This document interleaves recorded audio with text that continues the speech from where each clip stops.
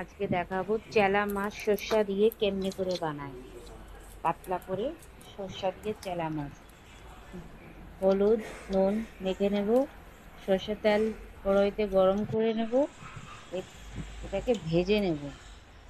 এর জন্য আমাকে পদ্ধতি চাই সর্ষে, কাঁচা লঙ্কা আর একটুখানি নুন। একটু নুন দিলে এটা তিতো হয় না।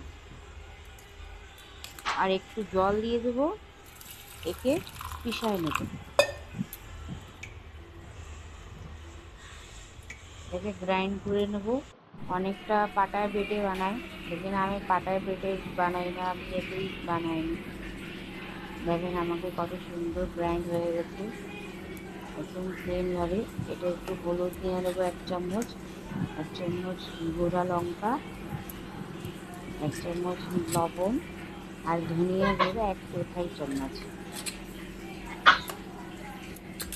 আর একটু মধ্যে জল নিয়ে নেবো। তাহলে কড়াইটা ভালো করে গরম করে নেব,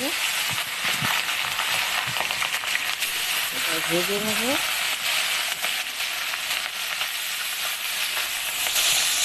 মাছটা ভেজে নেব লাল লাল করে, সুন্দর করে মাছটা ভেজে নেব। একটু তেল বেশি লাগিয়েছে।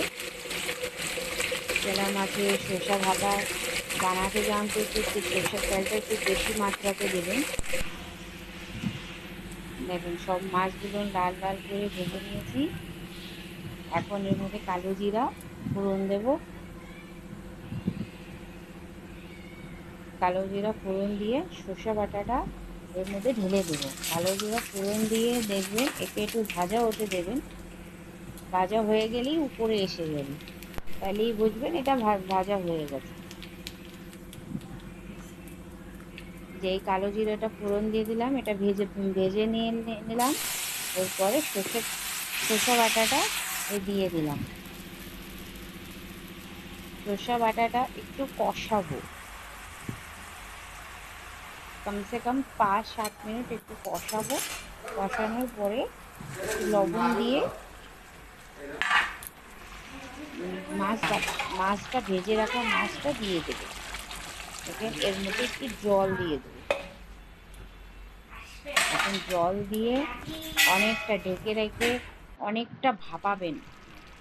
দেখেন ভাপাতে ভাপাতে 15 মিনিট ভাপায় নিয়ে এই দেখেন কত সুন্দর আমাদের সর্ষা চেলা, কত সর্ষা বাটা দিয়ে চেলা মাছ কত সুন্দর হয়ে গেছে। পুরো তেল সেপারেট হয়ে গেছে পাশে পাশে।